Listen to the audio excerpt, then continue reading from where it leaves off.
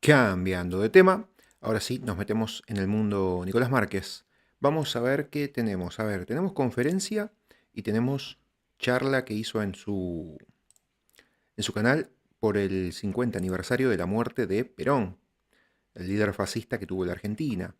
Em, a ver, por cuestión de interés, la verdad es que me interesan las dos. Por cuestión de tiempo, voy a ir con la conferencia, ya que hoy tenemos más tiempo, porque lo que vimos recién fue más corto de lo habitual.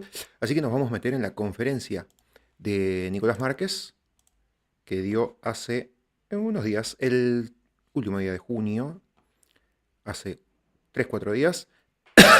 Y la vamos a ver acá en vivo en directo y la vamos a reaccionar. Mientras nosotros Hola, aquí ya señor nos Márquez, por fin disponemos te a veo en tus videos continuación. en todo.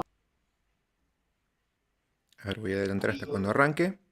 Hola, Eso No está sé si allí estoy... A ver, me veo en estoy tus un poquito para atrasado. servirse.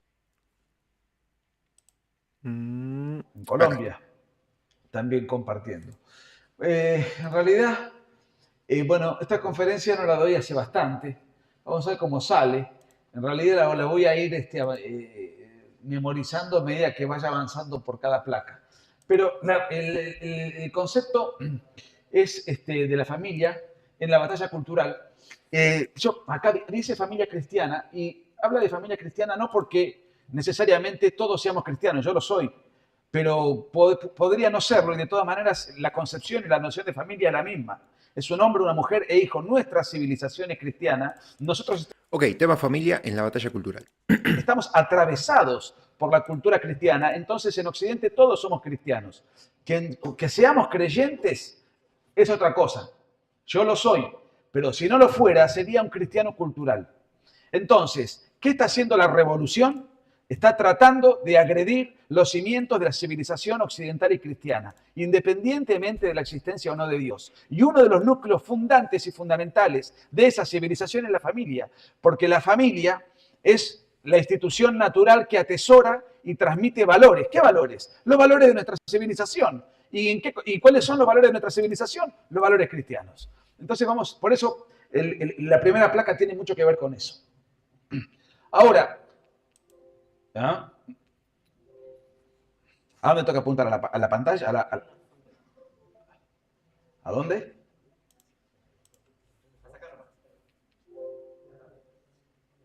Se escucha el ruidito de clink, que no puede procesar lo que está cliqueando Ah, para el otro Nicolás. lado. Ok. Bueno, no es la primera vez que se intenta cambiar nuestra perspectiva, nuestra cosmovisión. Ya el comunismo intentó hacerlo por vía de la violencia, por vía del totalitarismo, por vía del control, por vía de la fuerza específica. Y en el caso de nuestra región, de América Latina, a través de las guerrillas y del terrorismo, utilizando para tal fin el cuartel general del comunismo hemisférico, que ha sido la Cuba castrista, lo sigue siendo, pero ya en otro contexto. Por supuesto, en 1989 cae el muro de Berlín y es la antesala de lo que después sería la caída de la Unión Soviética en 1991. Entonces, ¿qué hace la izquierda? Se reconvierte, esto ya lo he dicho y lo hemos escrito con Agustín Laje muchas veces, y pone de manifiesto diferentes expresiones de conflicto para corromper los cimientos de la civilización que nos es común, no a través de la fuerza, sino a través de la generación de conflictos culturales, es la traslación del conflicto. El comunismo siempre sostuvo el conflicto desde el punto de vista materialista, desde el punto de vista de lo que de la filosofía de la historia marxista reconoce como el materialismo dialéctico, es decir, una eterna lucha de clases en donde una clase subalterna explotada por los detentadores de los medios de producción se subleva contra esa clase, se genera otra clase social y así hay una suerte de etapas sucesivas hasta que llegamos a una sociedad sin clase que no llega nunca. Pero mientras tanto, esa es un poco la filosofía de la historia. ¿Qué es lo que queda de eso? Se saca por completo el materialismo y se va a buscar el conflicto y la dialéctica en el seno de la comunidad política, pero a través de otros conflictos. La izquierda quedó desacreditada, asesinó 100 millones de personas, le puso muros al mundo y engendró esclavitud, pobreza, miseria, hambre, división y fracaso, porque cayó todo ese esquema, sin el disparo de una sola bala de parte del mundo libre, sino que cayó porque no tenía ninguna capacidad para generar riqueza y en el contexto de un sistema sustentado solamente por la represión y la miseria absoluta, eso en algún momento era una olla a presión. Cuando eso cae, empiezan a generarse otras expresiones de conflicto y empieza, este es un pensador de cabecera para mí, Plinio Correa de Oliveira. Si pueden conseguir este libro, creo que en internet se consigue en PDF también, Revolución y Contrarrevolución, escrito en 1959. Fíjense los pilares de la organización que él fundó, Tradición, Familia y Propiedad, que eran los frenos fundamentales para, digamos, contener el avance del peligro comunista. Y estos principios están más vigentes que nunca. Pero lo interesante del libro Revolución y Contrarrevolución, entre muchas de otras cosas, es que en 1959 Plinio Correa de Oliveira, además de analizar la Revolución Francesa, la Revolución Rusa, etc., ya anticipa cuál va a ser la próxima revolución en 1959. Y dice que la próxima revolución va a ser cultural. Murió en el 95, donde ya esto empezaba a avanzar.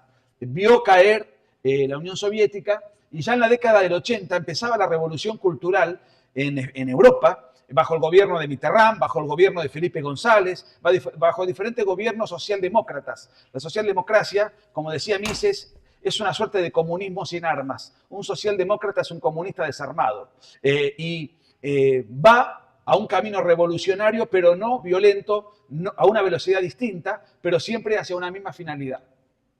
Ahora, Todos izquierdistas. estos movimientos, los movimientos supremacistas negros en Estados Unidos, el multiculturalismo en Europa, que ahora forjó el avance de las derechas duras en las últimas elecciones, precisamente como reacción a esto, el feminismo, la ideología de género, el lobby LGBT, el lobby abortista, todo esto, lo que busca es corromper la armonía de la convivencia social, el ecologismo, que busca de alguna manera dar lucha contra el capitalismo y busca una falsa dialéctica entre el hombre versus la naturaleza.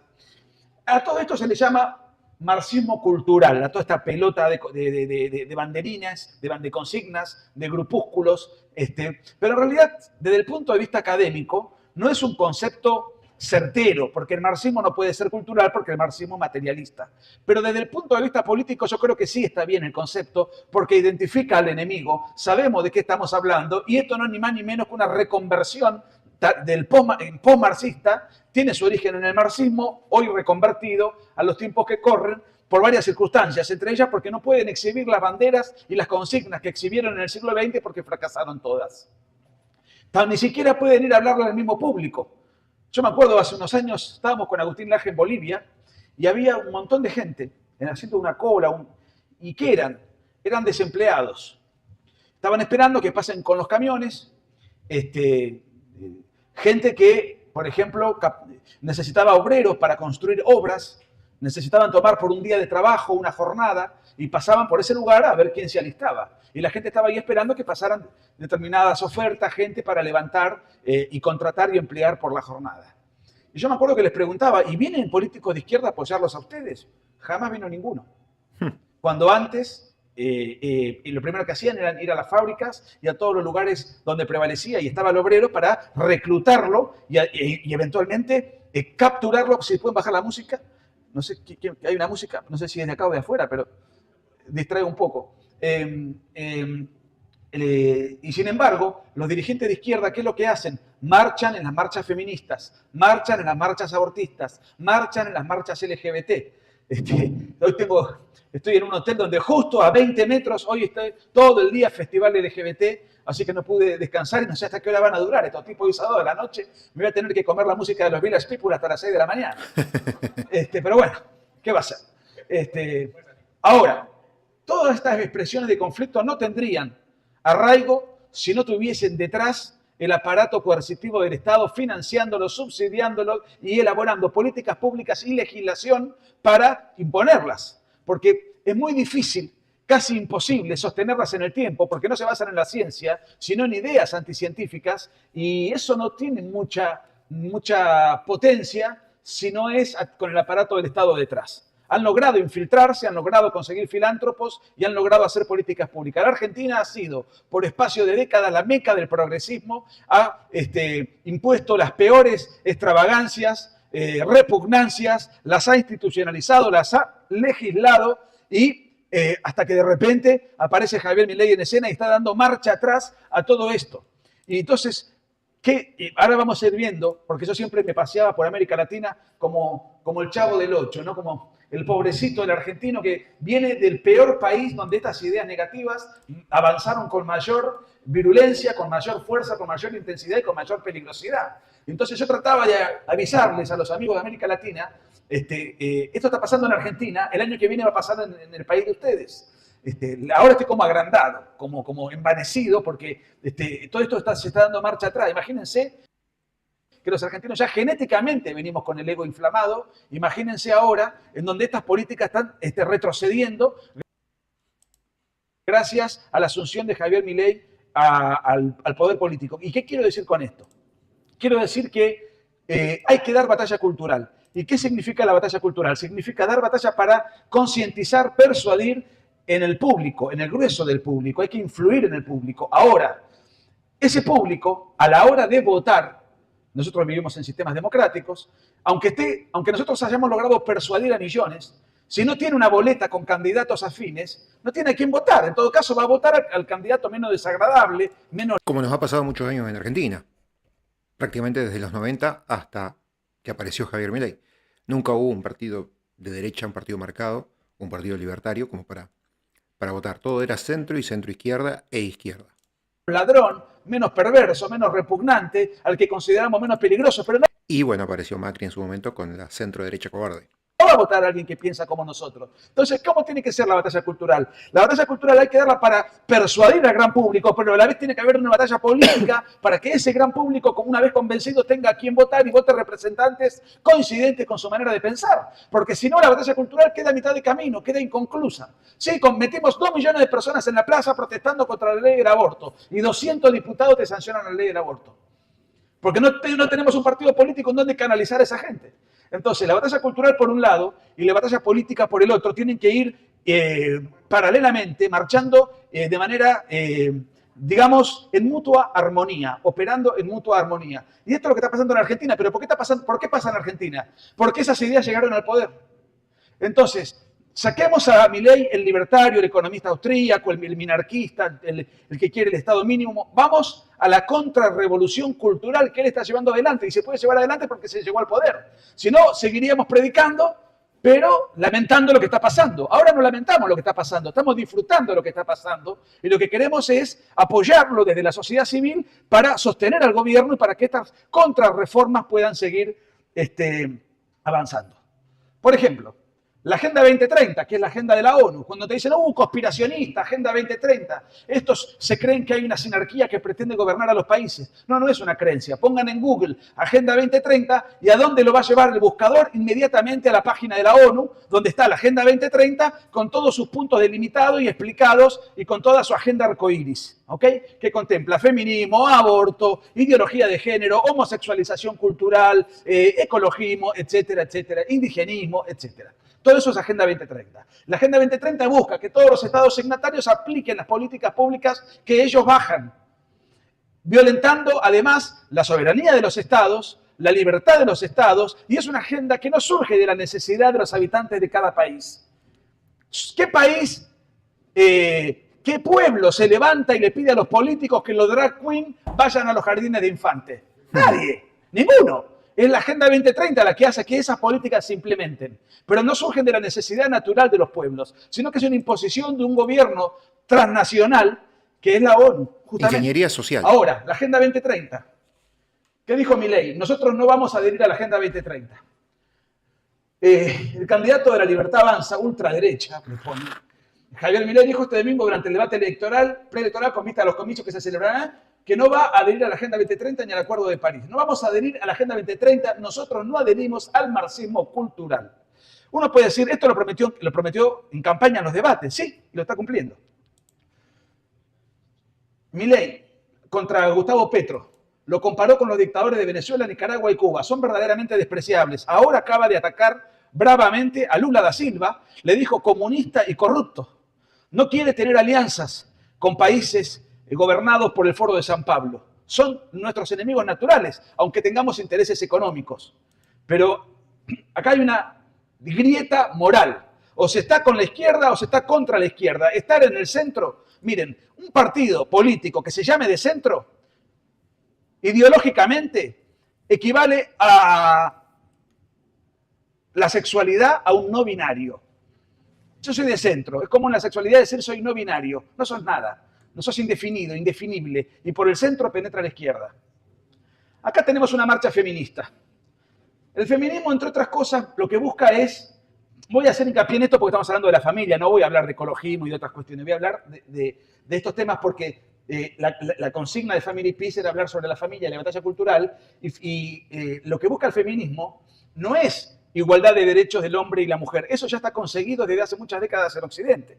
Entonces el feminismo no tiene ninguna razón de ser. Si en una época, como efectivamente ocurría, la mujer, por ejemplo, no podía votar y que hagan una marcha y existan movimientos peticionando igualdad de derechos, yo hubiese marchado con ellas. Pero eso ya no existe más. Por consiguiente, el feminismo no tiene ninguna razón de ser. Lo que buscan los movimientos feministas es hacer pasar al hombre no como su complemento natural, sino como un enemigo opresor, bajo la invención de un fantasma que no existe, como todo fantasma, que se llama patriarcado. Y el patriarcado es un supuesto sistema de dominación en el cual todos los hombres nos pusimos de acuerdo para someter a la mujer, esclavizarla, subyugarla, reprimirla, mantenerla recluida y reducida a la máxima expresión.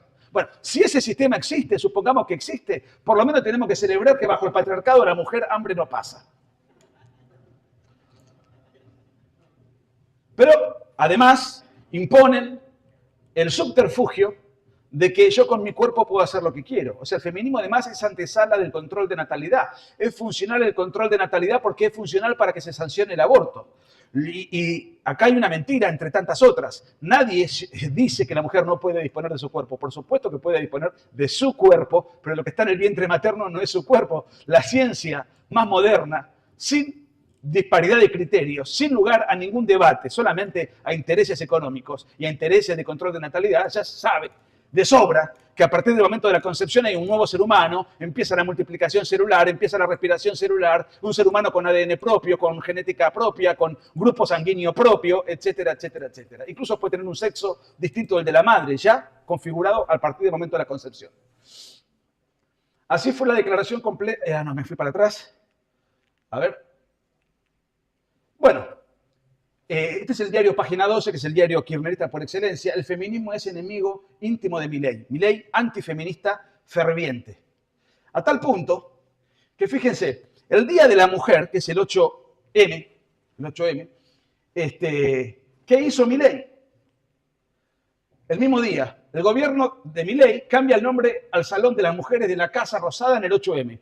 O sea, el Salón de las Mujeres fue cambiado del nombre por el Salón de los Próceres el mismo Día de la Mujer. Fíjense que es una actitud claramente provocativa, justo ese día.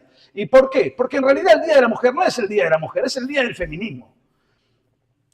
No existe el Día de la Mujer conceptualmente. Miren, cuando nosotros, en 2015, 2016, estábamos por sacar este libro que escribí con Agustín, decíamos, bueno, claro, dicen que los que escriben libros viven encerrados en sus bibliotecas, con sus papers, les falta calle, dicen en Argentina. No sé cómo se dice acá. Como que estamos encerrados, nos falta vivencia, nos falta experiencia. Entonces me fui a la marcha, estaba en Buenos Aires, el 8 de marzo. Fui a la marcha. Bueno,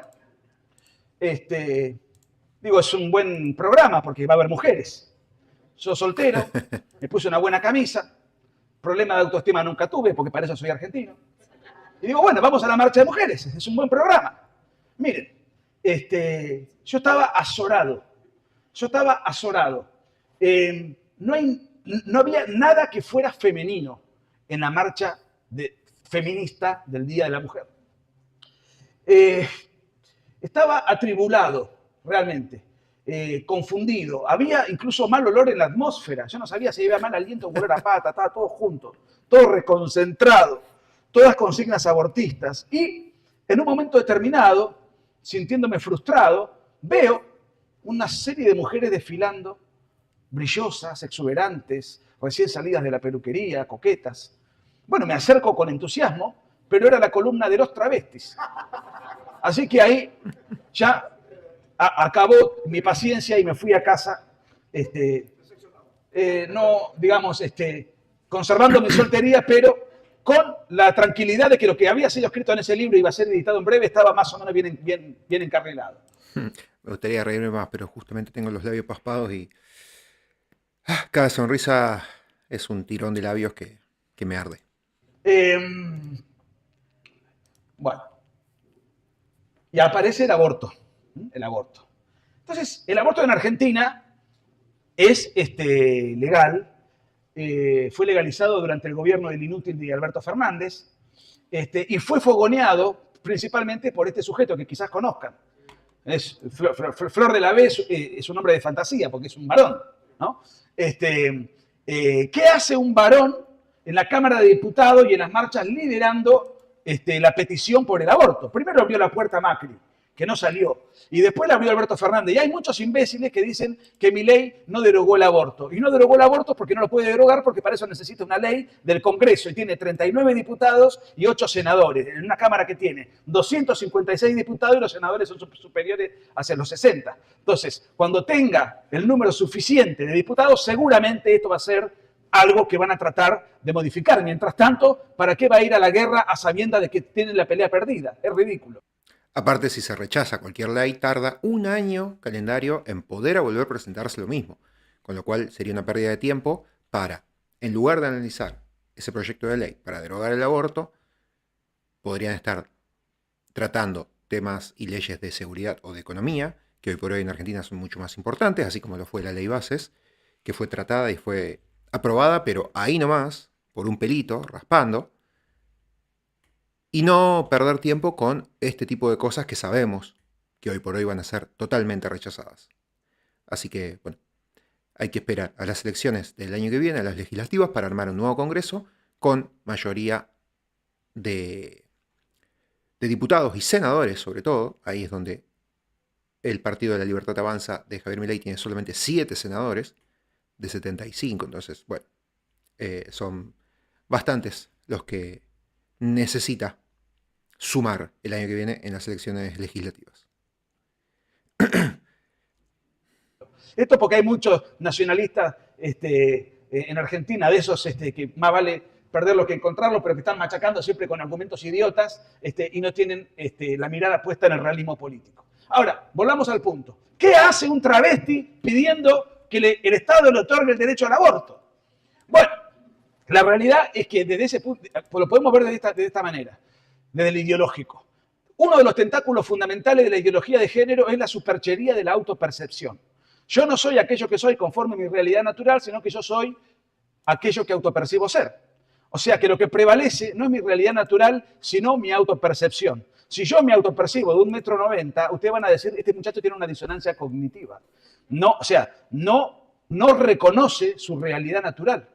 Bueno, sin embargo, llamar a este sujeto como si fuese un varón, o llamarlo por su nombre de verdad, es incurrir en crimen de odio, según la cultura de la cancelación o en homofobia. O sea, uno no puede decir la verdad porque enseguida aparece todo un aparato mediático que te ametralla por el hecho de decir una verdad confirmada, confirmable. Este muchacho no hizo un cambio de sexo, no existe el cambio de sexo, lo que tiene es un cambio estético, es un cambio de disfraz.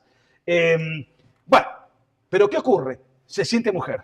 Entonces, desde el punto de vista ideológico, si aceptamos la ideología de género como válida y aceptamos que la autopercepción es lo que te define y no la realidad natural, entonces él tiene todo el derecho de decir, yo quiero que soy mujer, por consiguiente requiero que el Estado me trate como mujer, me otorgue los derechos de la mujer, y si el aborto, en lugar de ser un homicidio agravado por el vínculo, es un derecho de la mujer, entonces yo tengo también el derecho de pedirle al Estado que me financie el aborto. Eso desde lo ideológico. Desde lo científico, también tiene argumentos, porque tiene muchas válidas sospechas de sentirse embarazado porque hacía mucho que no le venía la menstruación. Lo cierto es que la ley salió. Milei va contra el aborto y recorta en políticas de género, ofensivas reaccionarias, ponen los diarios, ¿no? Muy bien. El INADI. El INADI es un organismo que cuando uno decía lo que estoy diciendo yo, que ahora lo puedo decir y genero repudios, pero nadie me judicializa, es el organismo de Argentina, el Instituto Nacional contra la Discriminación, creado en la década del 90 y bueno, y que lo que buscaba era siempre perseguir una suerte de policía del pensamiento que buscaba condicionar y sancionar y judicializar a todo aquel que se apartaba del catecismo de la ideología de género, entre otros. ¿Qué hizo Milei con este antro parasitario lleno de pervertidos y perseguidores de la libre expresión? Y nadie, afuera. Javier Milei justificó el cierre y dijo que funcionaba como la policía del pensamiento del kirchnerismo. Lo cerró. Lo cerró. Estos parásitos ya no molestan más, ahora tienen que ir a trabajar. Y la libertad de expresión gana espacio en Argentina. Ministerio de la Mujer, Género y Diversidad, un ministerio que era el más importante de todos y cuyo presupuesto cuadruplicaba al Ministerio de Salud en pandemia. El presupuesto. ¿Qué es el Ministerio de las Mujeres, Género y Diversidad? Es el Ministerio del Feminismo, el Ministerio de la Ideología de Género y ¿qué es la diversidad? Y bueno, es el ministerio de todo el lobby sodomítico, ¿no? Muy bien. El Ministerio de la Mujer pasó a ser una subsecretaría, ni siquiera una secretaría, y depende de capital humano. Este PowerPoint está atrasado, porque esa subsecretaría hace un mes ya no existe más. Había 500 empleados y fueron echados. O sea que ya nada, no existe más. Ni siquiera fueron echados, no fueron renovados los contratos. Cosa bastante diferente, porque desde la izquierda, desde los zurdos, desde los medios izquierdistas están reclamando porque son despidos, pero en realidad no son despidos, son cancelaciones de contratos, en realidad no renovaciones de contratos, de los contratos que se van venciendo. Los que todavía están en esos contratos vigentes, porque tienen contrato 6 meses más, un año más o lo que sea, todavía están, pero se los van dispersando hacia otras áreas, que es lo que pasó en su momento con el Ministerio de las Mujeres, que cuando asumió Milei todavía tenía contratos de mucha gente, entonces se lo absorbió por parte del Ministerio del Capital Humano y que después sí, cuando vencieron ya todos los contratos, fue disuelto. Actualizarlo. La ESI. La ESI es la educación sexual integral, porque a los niños se los busca confundir y alterar desde la más tierna infancia. Sin embargo, yo no me opongo a la educación sexual, a una edad prudente, a condición de que sea educación conforme la ciencia y la biología, es decir, el estudio del cuerpo humano, particularmente de los órganos reproductores. Entonces un niño va a saber lo que es las trompas de falopio, la implantación, la fecundación, las diferentes etapas de gestación, el cordón umbilical, qué sé yo, todo lo que haya que saber para conocer la sexualidad humana desde el punto de vista científico. Pero la ESI en realidad era sencillamente adoctrinar a los niños en ideología de género. Entonces, que venga un atorrante de un sinvergüenza de estos a mostrarle a los niños desde la más tierna infancia, a confundirlo y alterarlo en algo tan gravitante como lo es la sexualidad, esto es abuso sexual psicológico, así lo ha definido la Asociación de Psiquiatría Americana. Y esto es lo que se implementa con la ESI, no es educación sexual, no se crean, es educación en fantasía, adoctrinamiento en fantasía, conmoviendo a los niños en algo tan importante en el ser humano como lo es la sexualidad. Bueno. Milei quiere penar el adoctrinamiento en las escuelas. Se derogó la ESI. El vocero, pero claro, los docentes siguen catequizados después de 25 años de progresismo. Entonces, el vocero presidencial anunció que enviaría un proyecto al Congreso para modificar los artículos tal y tal, y además hay un teléfono en donde los padres pueden llamar para denunciar que en tal colegio, tal profesor, en tal materia, adoctrina a los niños para que el profesor sea apartado y sancionado. Este lobby, el lobby LGBT, mi vecino de hotel. Javier Milei sigue con su cruzada antiderechos. Ahora, esto propuso eliminar la educación sexual integral, bueno, esto ya es pasado, pero quería comentar lo siguiente. ¿Qué hace? ¿Cómo es que las políticas públicas en el grueso del continente, la comunidad homosexual, según el Ministerio de Salud de Estados Unidos, es el 2%, otros dicen que es el 3%, otros dicen que es un poco más. Son una ínfima minoría. Y además el lobby, los lobistas, son mucho menos que esos. O sea que ni siquiera llegan a ese número. Estamos hablando de la comunidad homosexual. Y no todos están en el lobby. No todos son militantes y actúan. Entonces, ¿cómo puede ser que un porcentaje ínfimo de la población domine las políticas públicas para controlar e imponérselas al 98% restante? Bueno, entonces, para dar sensación de multitud, ¿qué ha hecho el lobby? Lo que ha hecho es, de manera fantasiosa, buscar un artificio de multitud, dar sensación de que son un montón. Entonces, por ejemplo, nosotros tenemos 54 opciones de género Bueno, esto ya está siendo todo erradicado, ya, ahora vamos a ver algunas cosas al respecto. Pero hasta antes de la llegada de Javier Milei en Argentina, uno tenía el siguiente menú. Uno podía elegir ser femenino, masculino. Bueno, hasta ahí es entendible. Androginx, andrógeno, andrógina, trans. Trans masculino, trans femenino, varón trans, hombre trans, mujer trans. Transexual, travesti, transgénero, transgénero femenino, transgénero masculino, queer. Intersex, intersexual, ninguno también es una variable. Hay que tener baja la autoestima para llamarse ninguno. Ese tipo será extranjero, porque los argentinos no tienen. ¿Cómo Ningune. neutro? Es otra variable que está también en el menú. Pansexual varón, pansexual mujer, mujer, hombre, varón, lesbiana, gay, asexual mujer, asexual varón, mujer, heterosexual varón, heterosexual mujer, homosexual varón, homosexual, puto, torta, traba. Bueno, torta es una especie de lesbiana, vendría a ser. Pues tal vez, claro. Y traba, en realidad, refiere a los travestis, pero en jerga futbolera se los denomina travesaños. Entonces se le dice traba también a modo para economizar el léxico, ¿no? Bueno, después tenemos a la mujer heteroflexible. Yo cada una de estas alternativas que siempre repaso cuando me toca hablar de esto, siempre pienso, ¿qué será, no? ¿Qué será cada una de ellas? Y la mujer heteroflexible, me acuerdo que la primera vez que lo leí, lo primero que pensé es en una mujer trapecista. Varón heteroflexible, lesbo flexible, cisexual masculino, cisexual masculina, cisexual femenina, cisexual femenino, cisexual mujer, cisexual varón. Y después viene la rama ecuménica. O sea, los que le dan a lo que venga. Vienen poliamorox, poliamorosa, poliamoroso. Y esas son las 54 identidades. Y la mía nunca la encontré. Y eso que he leído este catálogo un sinfín de veces, pero la mía no está. Porque yo siempre fui lesbiano.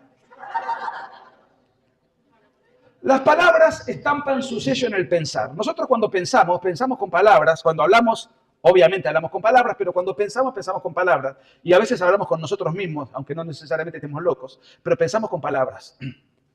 Entonces, la revolución cultural, una de sus metas es alterar el lenguaje, porque si altera el lenguaje y el sentido de las palabras, lo que hace es alterar por añadidura nuestra manera de pensar e ir preparando y mentalizando al ser humano conforme la conciencia revolucionaria que la nueva izquierda pretende. Esto lo decía Giovanni Sartori en 1979. Y un pensador que me gusta mucho, que tuvo su predicamento en la Francia de primera mitad del siglo XX, Maurras, ya en el año 37 decía, la revolución verdadera no es la revolución en la calle, no son las guerrillas, el terrorismo, eso no es la revolución, son movimientos revolucionarios violentos, etc. Pero la revolución verdadera es la manera de pensar revolucionaria. Si nosotros logramos que en una comunidad política de las ideas disolventes que estamos viendo, la gente esté concientizada de que son buenas, ahí la revolución triunfó.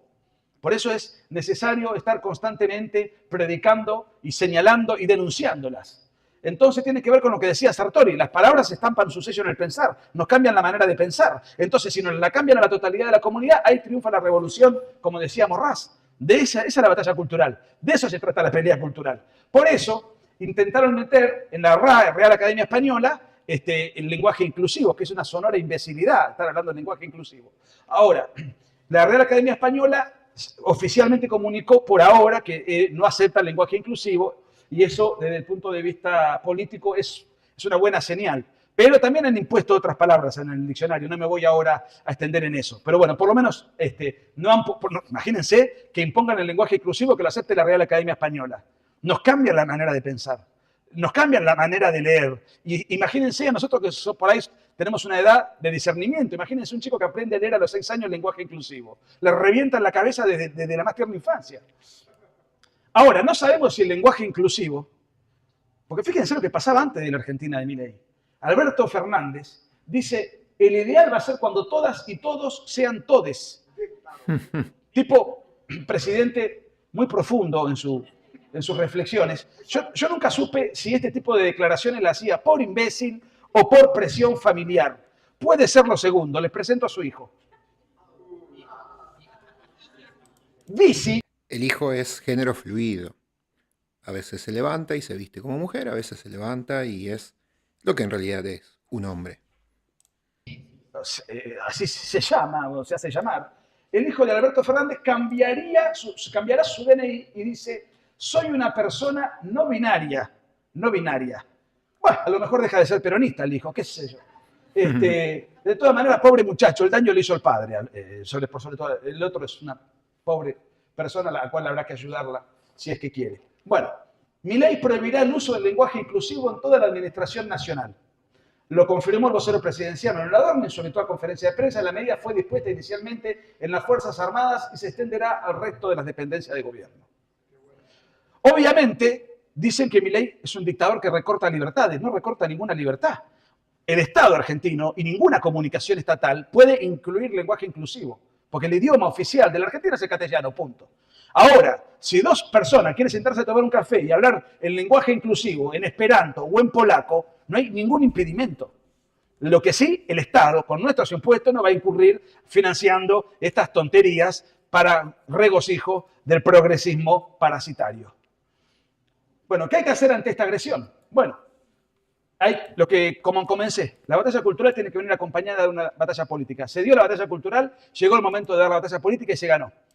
Ahora hay que sostener al gobierno, que lo cual no es nada fácil, sobre todo con una minoría legislativa, con todos los avatares, ¿no? Pero quiero decir, la batalla cultural y la política tienen que ir en consonancia. ¿Dónde estamos parados nosotros? ¿Quiénes somos nosotros? Los que consideramos y nos autodefinimos como de derecha. Hay muchas formas de poder abordarla. Yo la abordo desde el punto de vista de los mandamientos, pero no desde el punto de vista teológico ni nada por el estilo. Porque estos mandamientos son buenos por sí, independientemente de la existencia o no de Dios. Bueno, dice, amarás a Dios por sobre todas las cosas. Bueno, y si Dios no existe, está bien. Pero, ¿qué te está diciendo el mandamiento? No te está diciendo solamente eso. Te está diciendo que hay alguien que tiene atributos superiores a vos. Te está diciendo que hay alguien más inteligente que vos. Alguien que juega al fútbol mejor que vos. Alguien que es más brillante en la materia que vos te dedicás. Te está diciendo que hay alguien que es más exitoso, que tiene más facilidad para hacer negocios, que tiene más dinero o que tiene más fuerza física. Es decir, te está diciendo que la sociedad no es igualitaria, no debe ser igualitaria porque los hombres no somos iguales, somos naturalmente desiguales, tenemos que tener igualdad ante la ley, o sea, la misma regla del juego, pero después afloran las diferencias naturales entre los seres humanos y cualquier sociedad que se digne, que se precie de ser justa, es una sociedad jerárquica, no igualitaria, donde hay gente que manda, gente que obedece, gente que gana más, gente que gana menos, porque todos somos desiguales. Gente que Ya quiere eso ganar más, es que un busca freno más. al igualitarismo marxista o progresista, que busca la igualdad mediante la ley y no ante la ley. Bueno, no tomarás el nombre de Dios en vano, en realidad son mandamientos que podemos sacarlo, porque está relacionado intrínsecamente con la existencia o no de Dios, y no es el tema yo no soy pastor, ni soy reverendo, ni soy sacerdote, ni teólogo, pero quiero decir, ¿cuál es el enemigo natural de la revolución cultural? La tradición cultural.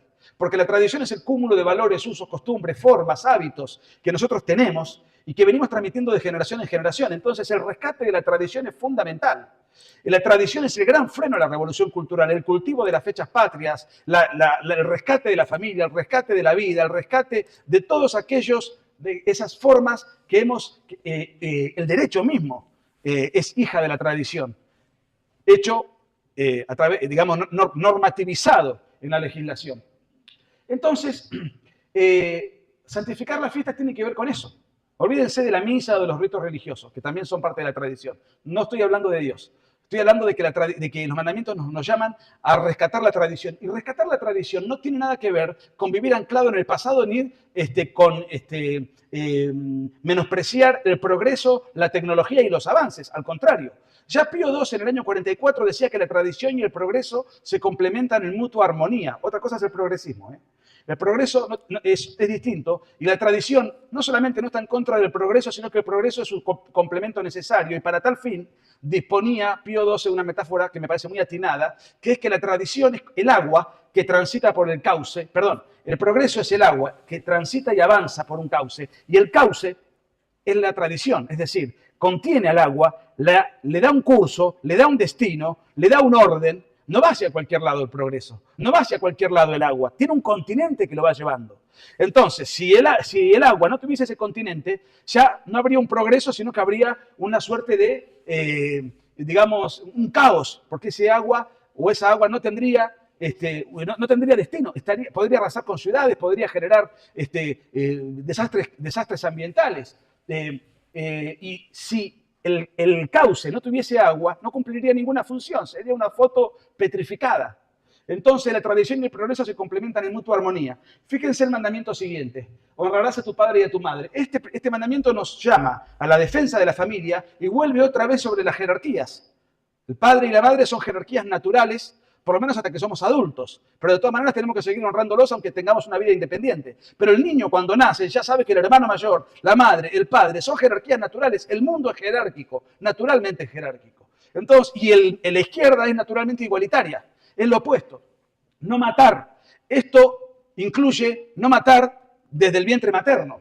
No cometer actos impuros. Tiene que ver con el autodominio de las pasiones. El hombre de derecha autodomina las pasiones, busca perfeccionarse. A veces lo logramos, a veces no lo logramos, pero busca el esfuerzo personal y el perfeccionamiento. Y esto tiene que ver también con el principio de la responsabilidad individual, que si no va bien o nos va mal, no es culpa del capitalismo, de una gesta, de una conjura que nos oprime, sino que es que nosotros no estamos haciendo las cosas como corresponde, independientemente de los talentos que tengamos. Sí, podemos jugar al fútbol de manera brillante. Maradona fue una vida infeliz, signada por los excesos, los malos hábitos, la ilegalidad, la inmoralidad, y murió a los 60 años pobremente como una piltrafa. Fíjense y compárenlo con Messi. A lo mejor los talentos eran similares, pero uno hizo lo que tenía que hacer y el otro se entregó a las pasiones desordenadas. ¿Y qué era Maradona? Amigo de todos los narcodictadores de izquierda. No robar. No robar es un mandamiento que yo no puedo no dejar de relacionar con el de no codiciar bienes ajenos, porque los dos nos dicen que existe la propiedad privada. Si no hay propiedad privada, no puedo codiciar bienes ajenos. Si robo, robo lo ajeno. Es precisamente lo opuesto a la propiedad colectiva o al estatismo. Entonces, ¿cuál es la quinta esencia del sistema que reivindica la propiedad privada? El libre mercado, el capitalismo de libre empresa. No mentir, no dar falso testimonio, no mentir. Pero no mentir no es solamente una cuestión moral de decir la verdad. No mentir nos dice algo más. Nos dice que las cosas no son relativas, que hay verdades inconcusas, verdades objetivas, verdades observables. Si hay una mentira, es porque existe la verdad. Y si existe la verdad, tenemos que rechazar cualquier forma de relativismo. Bueno, no consentir pensamientos ni deseos impuros. Esto es muy interesante, porque uno puede sentir un pensamiento impuro. Lo podemos sentir, lo podemos soñar, lo podemos tener en la cabeza. El tema es sentir, que no es lo mismo que consentir. Yo puedo sentir ganas de tener un reloj y de apropiármelo. Lo que no debo es consentir ese deseo y apropiármelo. Tiene que ver también con el autodominio de las pasiones, del gobierno de uno mismo. Y finalmente, el mandamiento 11º, que lo instituyó Jesucristo en el Nuevo Testamento, nos dice amar al prójimo como a ti mismo. Obviamente, yo no voy a amar al vecino como a mí mismo. Estos son tendencias, son principios para esforzarse. ¿Qué significa esto? Ver que el prójimo es un sujeto de derechos que tiene dignidad y tiene que tener la misma dignidad, los mismos derechos que yo. Por eso, en las sociedades donde prevalece el cristianismo, hay mucho mayor libertad, hay muchos mayores derechos individuales y derechos humanos mucho más contemplados que en las sociedades donde no está el cristianismo, ni en el comunismo, ni en el paganismo nacionalsocialista, ni en los países africanos, ni en los países de China comunista, ni en China comunista, ni muchísimo menos en los países árabes. Ahora que está de moda defender a Palestina, las feministas que están de moda en defender un país y una tradición que lo que primero que hace es cortarle el clítoris a la mujer ni bien nace. La hace vivir encapuchada, no puede heredar, no puede votar, no puede mostrar ni el dedo meñique. Si es considerada adúltera, la revientan a piedrazo en la plaza y está la feminista con la bandera de Palestina. Entonces, fíjense cómo todo apunta a derruir nuestra civilización. Lo que veíamos recién, que mujeres zurdas, diputadas en Argentina, juraron por Palestina en el Congreso de la Nación al asumir su cargo. Estamos viendo la conferencia de Nicolás Márquez en la Fundación ISOS para la Libertad y el Desarrollo, que dio en Paraguay el 28 de junio. Ahora, ¿qué ocurrió durante todos estos últimos años? Los medios de izquierda hegemonizaron la televisión, la radio, el periódico y la cátedra. Nosotros, mi generación, éramos sujetos pasivos, en términos informativos, ¿no? Lo que decía el locutor en la televisión, lo que dice el profesor en la cátedra, el texto que te daba el profesor para leer, el periódico de papel, el que habla en radio. Nosotros consumíamos todo eso y si queríamos contrastarlo teníamos que buscar información alternativa y no era fácil. Ahora, con las nuevas tecnologías, esto cambió. ¿Qué hizo la derecha cuando la izquierda gramsciana se infiltra en todo esto? Se refugió en las redes sociales. Esto parecía un premio consuelo, no te queda más remedio que refugiarte en las redes sociales. Sí, en una época era un poco penoso. Lo que pasa es que la suerte empezó a cambiar. Las redes sociales empezaron a avanzar, empezaron a crecer, empezaron a mejorar. Y allí estaba la derecha. Y las nuevas generaciones empezaron a crecer con las redes sociales. Yo aprendí de grande lo que eran las redes sociales y más o menos trato de manejarlas. Hay chicos que ya nacen, vienen con un celular en el nacimiento en la mano. Entonces ya las manejan de maravillas. Y las redes sociales tienen una prevalecencia de influencer muy superior a los influencers de izquierda. Porque un hombre de izquierda dice, ¿por qué voy a habilitar un canal de YouTube si lo que yo digo ya lo dicen los medios tradicionales? Sí, pero los medios tradicionales se están perdiendo todos los días. Este fue nuestro refugio. Pasamos 5 horas por día en las redes sociales. ¿Qué hacíamos antes? Mirábamos diario, mirábamos radio. Y además, antes éramos sujetos pasivos, ahora somos sujetos interactivos. Si un profesor dice una idiotez, si un locutor de radio dice una tontería, si un periodista dice una tontería, en Twitter se lo puede acribillar, es tendencia, hace el ridículo, hace un papelón. Encima los chicos, con la habilidad que tienen, les ponen memes, le hacen dibujitos animados, los ridiculizan, utilizan el humor para ponerlo en evidencia. Y encima aparecen videos que ya están subidos en donde el mismo personaje se contradice, dijo una cosa, ahora dice otra, y aparece, ya uno tiene que estar, uno ya no puede decir cualquier burrada, tiene que cuidarse porque lo que diga va a repercutir y puede ser un misil en tu contra. Y eso es que fue generando que entre los 16 años y los 30 años Milei sacara el 80% de los votos. Sin la juventud no hubiese ganado las elecciones. Y esto va a pasar en todos lados. Por eso tengo una profunda esperanza en que va a haber una revolución conservadora que va a cambiar el color del continente, que hasta el día de diciembre era prácticamente todo rojo, salvando Paraguay, Bukele, algo de Uruguay, que desde la calle Pou me parece un imbécil, pero bueno, digamos que es mejor que el Frente Amplio, y alguno que otro, nada más. Desde Canadá a la Argentina estaba todo pintado por el Foro de San Pablo o el Grupo de Puebla, que es su versión ayornada. Bueno, ya tenemos el primer paso. Segundo paso es la de las derrotas que tuvo Boric en Chile, cuando pretendió hacer una constitución horrorosa. Otro paso fue la derrota que tuvo Petro en los comicios municipales. Ahora quiere otra vez reformar la Constitución. Vamos a ver qué pasa. Otro paso. Parece que los republicanos van a volver al poder de la mano de Donald Trump. Por lo menos después del debate que hizo Donald Trump con el doctor Chapatín, parece que todo está allanado como para que el conservadurismo duro vuelva otra vez a hacer de Estados Unidos un país encomiable. El doctor Y esto, Chapatín. bueno, esto es una charla que dimos hace 6 años y obviamente nunca en un teatro repleto con 500 personas afuera se cobraba la entrada bastante cara, un teatro muy grande. Y fue un poco el comienzo de esto, porque Milei se lanza a la política 3 años después. Pero Es una foto de Javier Milei con Nicolás Márquez y con Agustín Laje en una de las primeras conferencias que dieron juntos. algo estaba pasando, ya había un movimiento, ¿no? La revolución no tiene plazos, cae el muro de Berlín, cae la Unión Soviética, Fukuyama publica El fin de la historia y el último hombre, hay un determinismo histórico en sentido contrario, ahora el capitalismo, la democracia y el modo de vida occidental se van a imponer definitivamente y no fue así. 30 años después la izquierda copó y gobernó y sigue gobernando gran parte de Europa y la inmensa mayoría de nuestro continente. Las batallas culturales son batallas para formar la opinión del público. Hay que asumir la contrarrevolución con fuerza y no temer decir la verdad.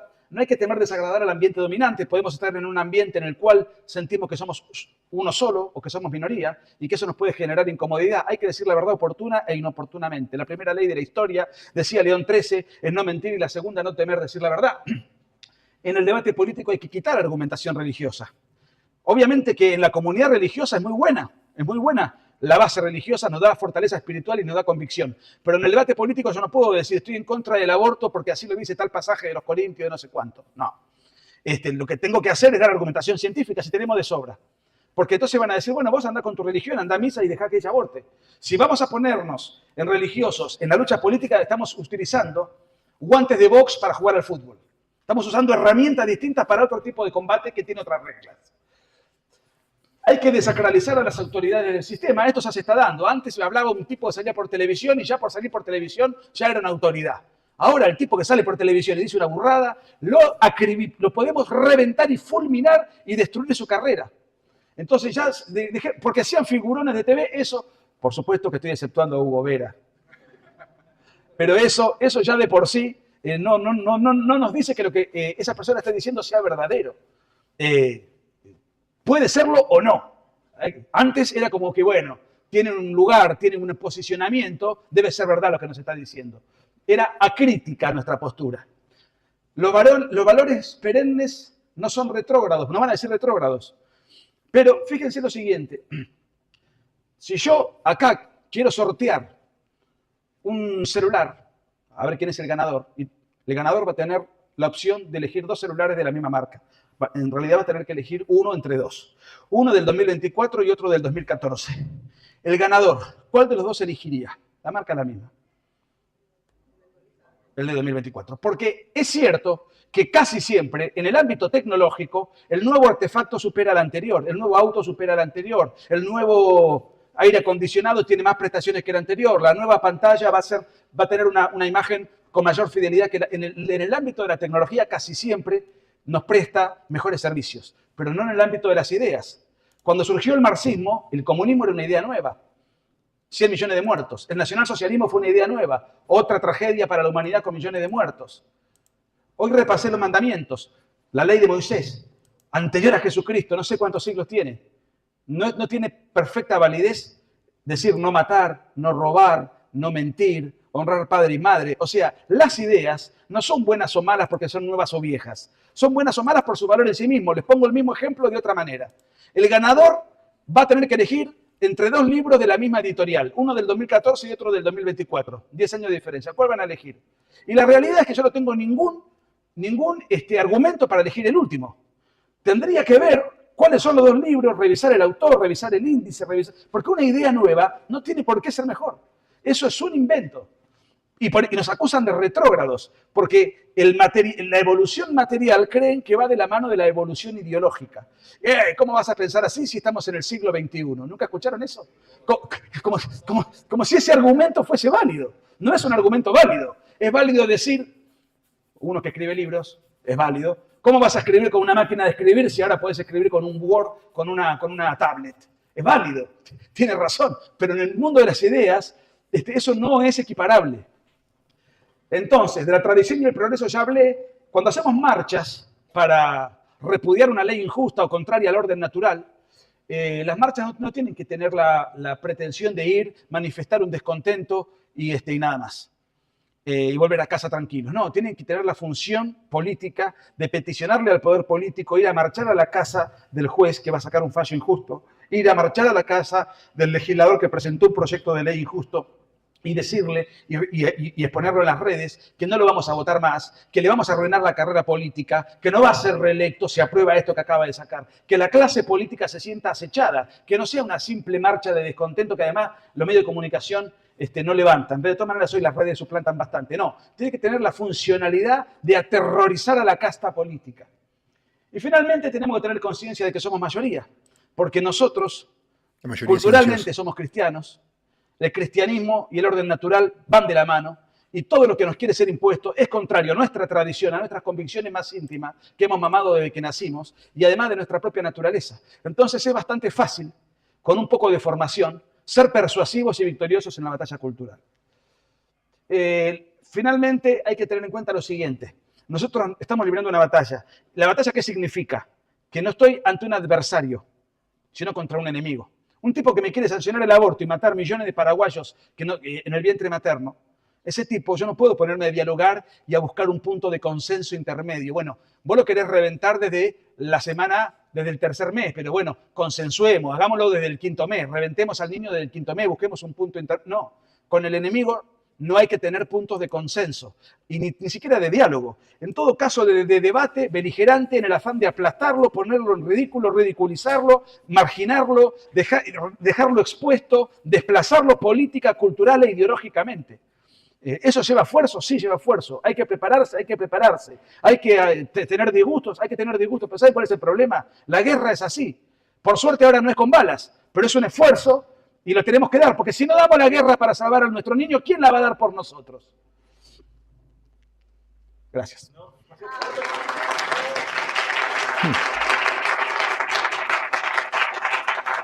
Acá le hago propaganda al AFE, le voy a cobrar después una comisión.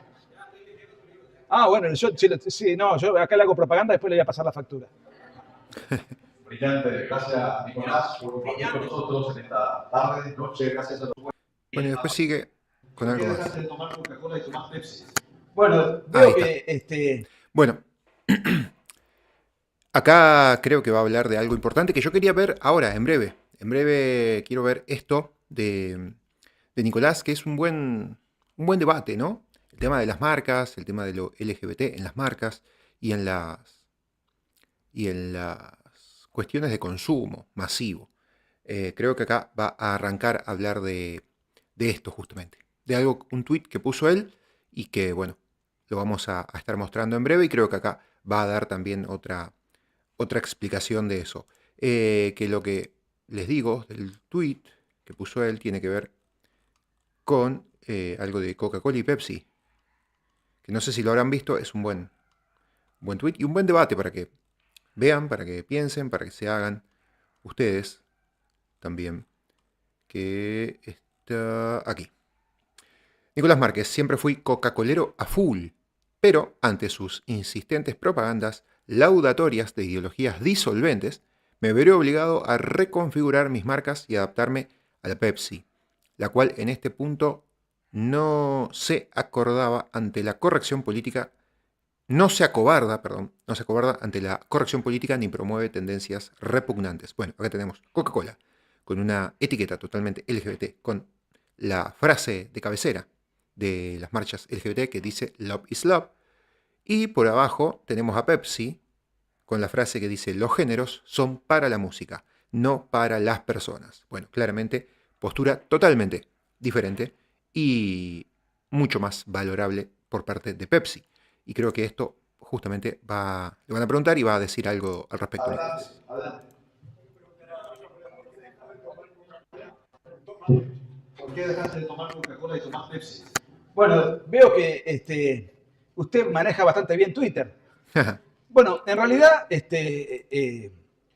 vieron que uno siempre dice, a partir del lunes yo voy a dejar de comer dulces, voy a dejar, bueno, yo no fumo, pero voy a empezar a ir al gimnasio.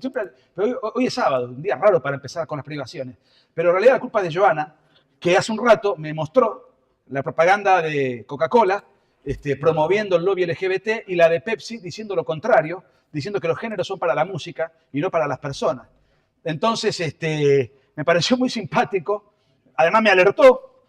Yo, obviamente, no se va a fundir Coca-Cola porque yo la deje de comprar, ni se va a salvar Pepsi porque yo la deje de comprar, o la empieza a comprar. Me gusta mucho la Pepsi, le voy a decir la verdad. Voy a tratar de hacer el esfuerzo. Pero tampoco quiero contribuir, digamos, contra aquello que combato, aunque sean monedas insignificantes para Coca-Cola. Pero la cuestión es que el tweet, increíblemente, a pesar de que me banean constantemente la cuenta, lo puse hace un rato y tuvo una bastante aceptación, porque tiene en este momento 2.375 likes. Acá está no se ve, por supuesto, el contraste entre la Coca-Cola. Ahora tiene 17.000 likes y 3.000 retweets, lo cual es muchísimo más de lo que tenía en ese momento, obviamente, y muchísimo, muchísimo para el promedio de lo que tiene normalmente Nicolás. Multicolor y la consigna de Pepsi abajo. Así que la culpa es de Joana. Y eso que Joana está casada no tiene nada que ver conmigo, pero así que si me tiene cagando a mí, imagínense a su marido.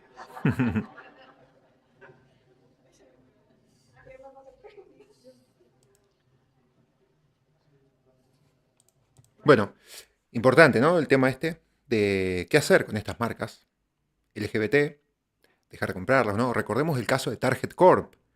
Target Corp que tuvo muchísimas pérdidas cuando empezó a promoverse como pro LGBT.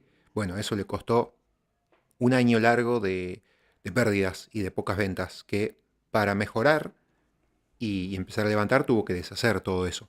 Así que, bueno, esta claramente es una postura de la sociedad y del público en general que me parece bastante acertada. El no consumir marcas que promuevan lo LGBT, porque claramente, en cuestión de la mayoría de la población, no son pro-LGBT, no somos pro-LGBT. Así que está más que claro cuál es el verdadero camino a tomar. Hola. En realidad muy contenta y venir un sábado a la tarde y esperar ansiosamente por esta oportunidad de defensa de la familia.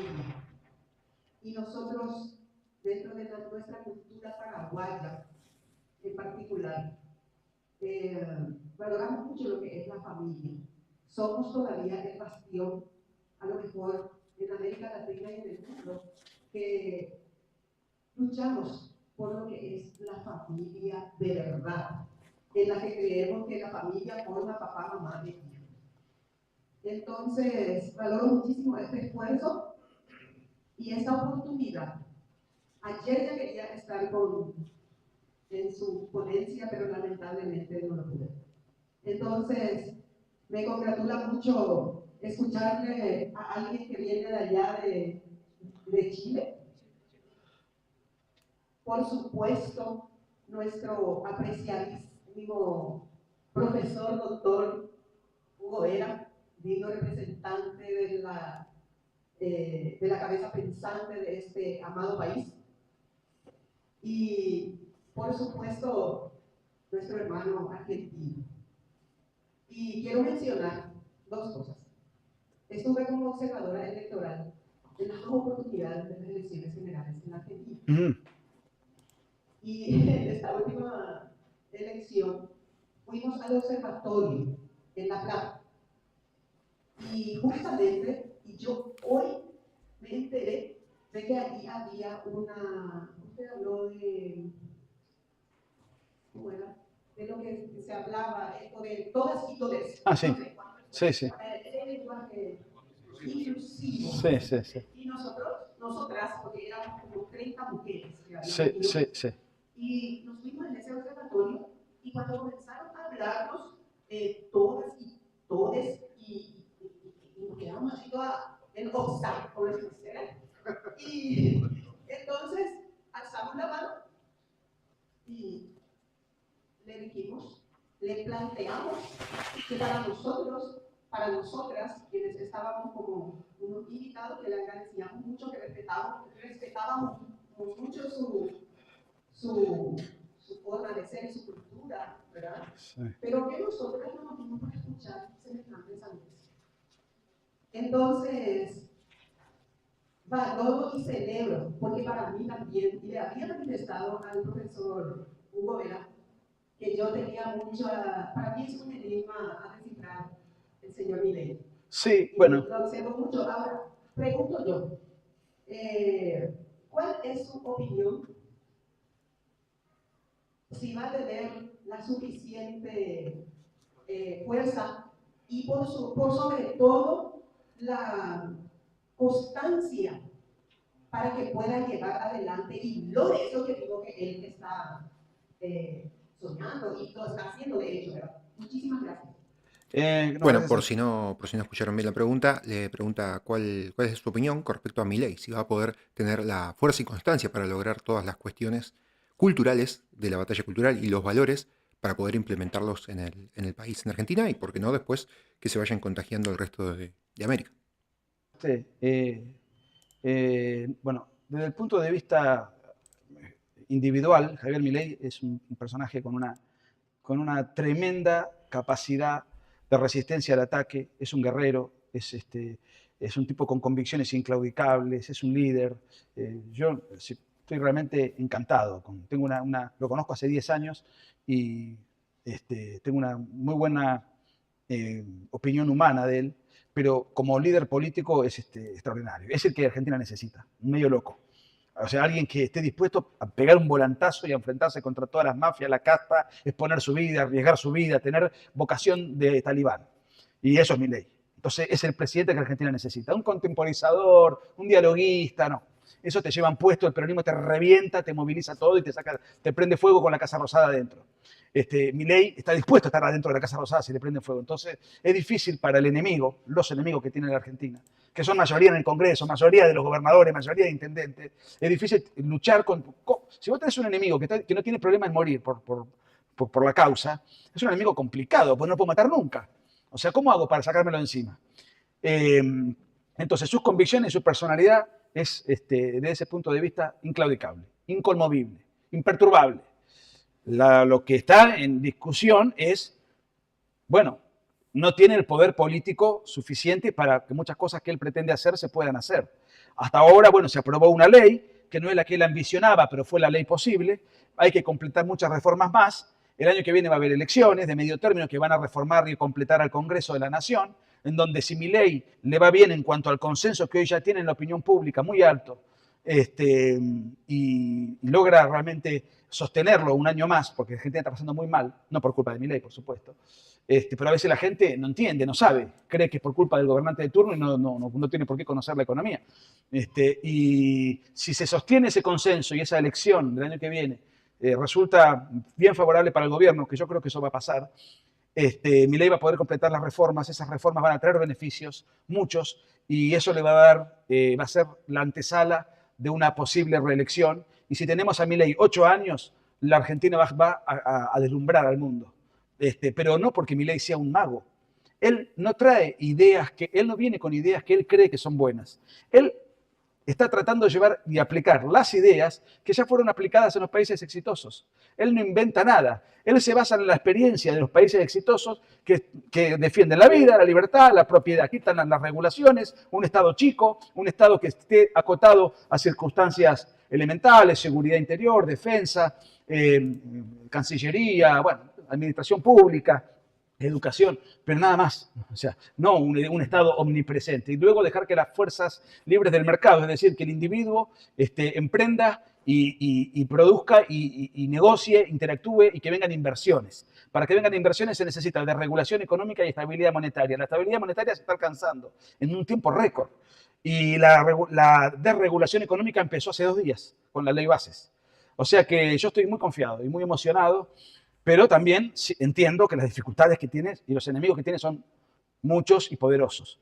Pero bueno, o sea, la suerte política es el interrogante, porque no depende de él. Pero lo que sí depende de Milei, que es su personalidad y sus convicciones, de eso tengo una tranquilidad total. Solamente quería recordar a la gente que al salir se van a encontrar con los libros de Nicolás, en caso de que quieran llevar, apoyar un poquito ahí, el que tiene caballero, como él, vayan a comprar sus materiales. Gracias, estoy en la comisión después. Sí, bueno, gracias a todos por la participación, Dios les bendiga. No nos va a alcanzar, nosotros somos un país tradicionalista. Y en Paraguay, estos días tuvo la OEA, la 54 Asamblea, la de todos los que han acompañado, y ellos vinieron con una agenda bien clara: el aborto, la ideología de género. Y habían 50 personas, aunque me fui habían 20 personas. Y todos nuestros niños, toda nuestra nación en peligro. Aquí en nuestro país hay una apatía de la gente de acompañar. Y como dijeron aquí los señores, toda esta información que nosotros tenemos, si nosotros nos socializamos, nos hablamos, no le pinchamos a la gente, no va a llegar lo que le pasó a Argentina, lo que le pasó a Chile. ¿Entienden? Esto hay que hablar. Disculpen, no quiero aprovechar esto, señor Nicolás, porque yo soy un hombre que me defino hombre, no le llamo. ¿Verdad? Paraguayo, cristiano, con mis defectos y puede hacer algunas virtudes. Pero el terror que yo tengo es que si los que decimos que somos decentes no actuamos, no van a comer los ojos. Yo quiero que ustedes que tuvieron esa experiencia horrorosa, le den un mensaje al Paraguay, que no podemos quedarnos cruzados del brazo. Usted nos dio una información valiosa de primera mano, pero no es que nosotros estamos exentos a que le pase lo que le pasó a Argentina, lo que le pasó a Chile, como está citando todos los países. Aquí hay una agenda, ¿verdad? La agenda del Foro Económico Mundial, del Club de Bilderberg, el Banco Mundial, todos están consensuados, todos somos conspiranoicos, estamos viendo fantasmas. Y eso es un monstruo de miles de millones de dólares que han invertido para destruir a la familia, a la patria y a la fe. ¿Es así o no es así? Si nosotros quedamos cruzados de brazos, no nos va a ocurrir porque mi ley nos va a ayudar. O somos nosotros los paraguayos los que tenemos que defender a nuestra familia, a nuestra patria, a nuestra fe, nosotros mismos. Y esto, hablarlo a tiempo y fuera de tiempo. Porque yo les digo una cosa, cuando yo entiendo, ellos no se van a quedar dormidos, van a continuar, no se van a cansar. Esa reflexión yo quiero que usted nos deje desde la experiencia que tuvo su país. Bueno, lo que dice el señor es que por si alguien no escuchó, es que las personas y los hombres que somos de valores y que estamos en esta batalla cultural, que seamos activos, tanto en la batalla cultural como también en la batalla política, que no nos quedemos de brazos cruzados. Dios lo permita, nosotros hacemos por eso.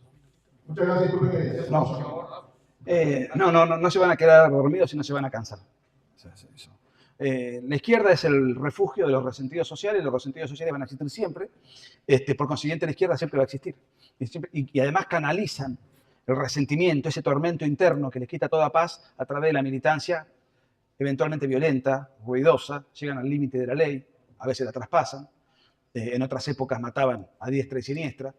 Yo lo que diría es lo siguiente, ellos han logrado lo que han logrado por varias cosas, pero sobre todo por una que nosotros no hemos hecho, que recién ahora estamos empezando a hacer. Ellos actúan de manera internacionalista. El internacionalismo proletario del que hablaba Marx hoy lo mantienen. Lo mantienen a través de la internacional progresista que abarca países de América y de Europa. La mantienen a través de la internacional socialista, la mantienen a través del Foro de San Pablo, la mantienen a través del Grupo de Puebla, etc.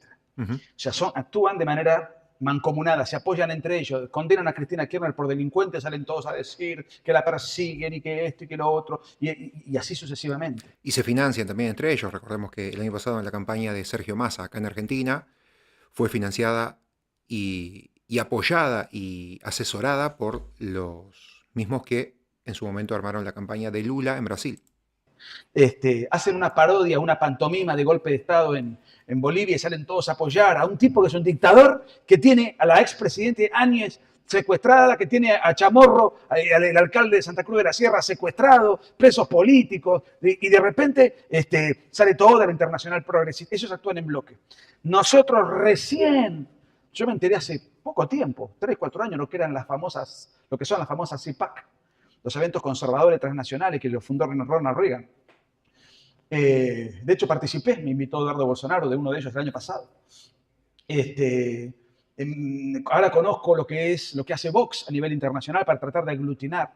Tenemos que aprender, pero ahora tenemos que trabajar en bloque y todo lo que estamos contra la izquierda tenemos que saber que si ellos operan de manera internacional, nosotros no podemos operar de manera aislada. Si hay una conspiración internacional, una agresión internacional conformada por un sinfín de sectores, países, guerrillas, narcotráfico, dictadores, etcétera, etcétera, tenemos que hacer la contrarrevolución de una manera mancomunada con todos los sectores que estamos alineados que tenemos los mismos ideales y tenemos que trabajar juntos. Y hoy se trabajó en conjunto. Hoy disertó un paraguayo, un chileno, un argentino. Esto es parte de lo que hay que hacer. Lo que hay que hacer para la próxima es multiplicar y traer a tu hermana, al vecino, al amigo, para que el salón esté lleno. Y que eso tiene que ser un efecto multiplicador que vaya progresivamente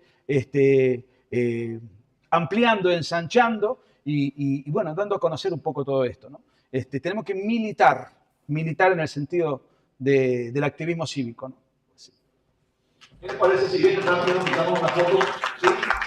Bueno, hasta acá la conferencia de Nicolás Márquez y bueno, este debate de Coca-Cola, Pepsi y de las marcas pro-LGBT y no pro-LGBT, contra LGBT.